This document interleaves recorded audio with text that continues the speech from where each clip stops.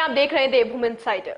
देवभूमि उत्तराखंड में अब कुछ दिनों बाद ही विधानसभा के चुनाव होने वाले हैं, जिसके लिए सभी प्रमुख दलों और चुनाव लड़ने के इच्छुक लोगों ने ताल ठोकना शुरू कर दी है। लेकिन मौजूदा कार्यकाल में विधायक अपने दावों और वादों पर कितने खरे उतरे, इसके धरातल पर पड़ताल करने के लिए देवभूमि इनसाइडर की टीम हर विधानसभा क्षेत्र में हकीकत जानने के लिए पहुंच रही है, ताकि वास्तविक स्थिति से दर्शकों और पाठकों को रूबरू कराया जा सके। आज बात करते हैं राज्य में शिक्षा नगरी के नाम से पहचान रखने वाली रुड़की शहर की। रुड़की को सर्वाधिक पढ़े लिखे लोगों का शहर माना जाता है। यहाँ स्थित राष्ट्रीय संस्थान जिनमें IIT, CBRI, NIH और सैन्य केंद्र BEG जहां रुड़की का रुतबा बढ़ाते हैं, वहीं यहाँ बड़े पैमाने पर निजी शिक्षण संस्थान भी है जो क्षेत्र में शिक्षा के व्यापक प्रचार प्रसार में जुटे हुए हैं। साथ ही रुड़की बड़ा व्यापारिक शहर भी है, जिससे हरिद्वार जनपद के अधिकतर ग्रामीण इलाके सीधे जुड़े हुए हैं। इस सीट पर इस समय भारतीय जनता पार्टी के प्रदीप बत्रा विधायक हैं, जो एक बार निर्दलीय प्रत्याशी के रूप में रुड़की नगर पालिका के चेयरमैन रह चुके हैं। वे वर्ष 2012 में कांग्रेस के टिकट पर तथा 2017 में भारतीय जनता के टिकट पर विधायक का चुनाव जीते थे। मुख्य रूप से प्रदीप बत्रा व्यापारी है और सामाजिक कार्यकर्ता के रूप में उनकी अच्छी खासी पहचान है।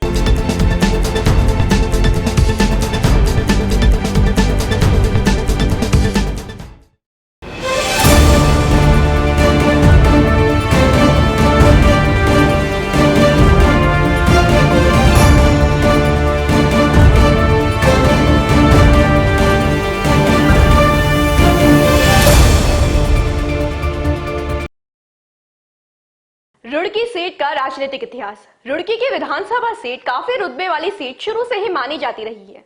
संयुक्त उत्तर प्रदेश में हरिद्वार जिले में केवल विधानसभा की 3 ही सीटें हुआ करती थी, जिनमें हरिद्वार के अलावा रुड़की और लक्सर थी।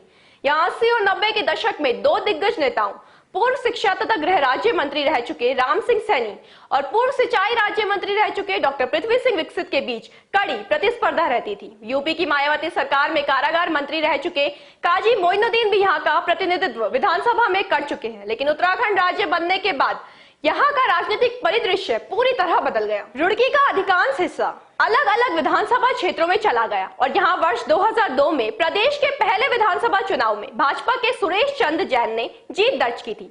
2007 में भी जैन ही रुड़की के विधायक चुने गए, लेकिन 2012 के चुनाव में कांग्रेस के प्रदीप बत्रा ने उन्हें हरा दिया और जब 2016 में तत्कालीन मुख्यमंत्री हरीश रावत की सरकार के खिलाफ कांग्रेस में बगावत हुई, तो प्रदीप बत्रा भी पाला बदलकर भाजपा में शामिल हो गए। इसका परिणाम उन्हें वर्ष 2017 के चुनाव में भाजपा का टिकट प्रदान कर दिया गया।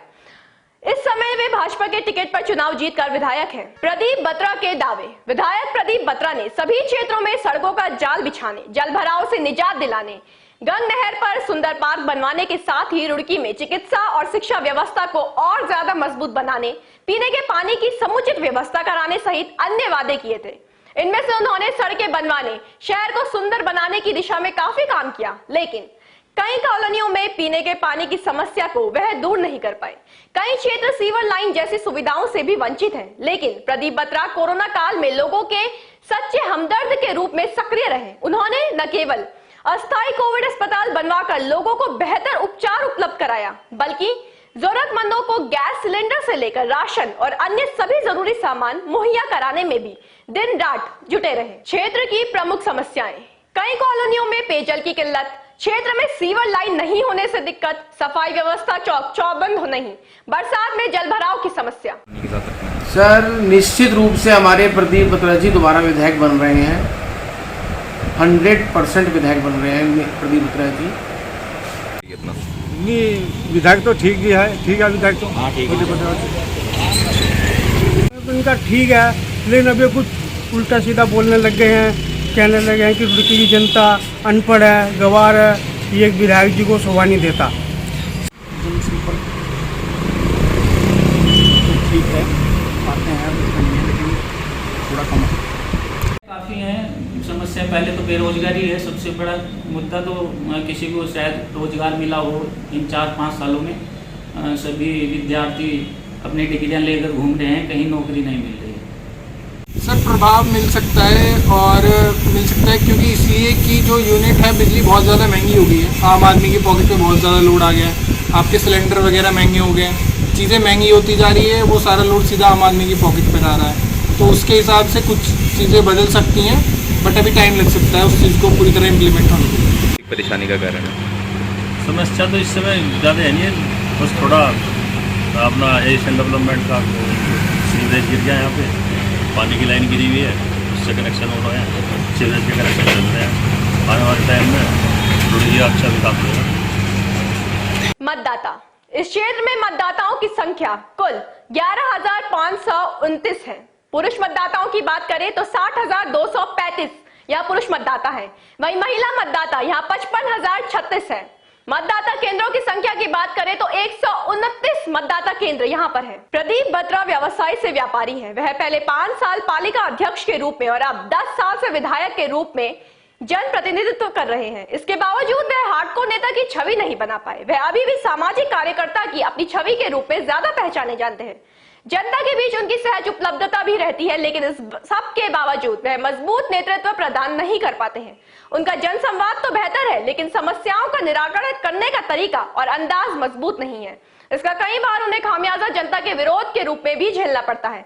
लगातार 15 साल से रुड़की की राजनीति के केंद्र बिंदु रहने के बावजूद आने वाले चुनाव में प्रदीप बत्रा को कड़े मुकाबले का सामना करना पड़ सकता है। रुड़की विधानसभा सीट पर देवभूमि इनसाइडर का जन सर्वेक्षण असल कहानी कह रहा है। जन लोकप्रियता के पैमाने पर विधायक प्रदीप बत्रा से जनता ज्यादा संतुष्ट नहीं है।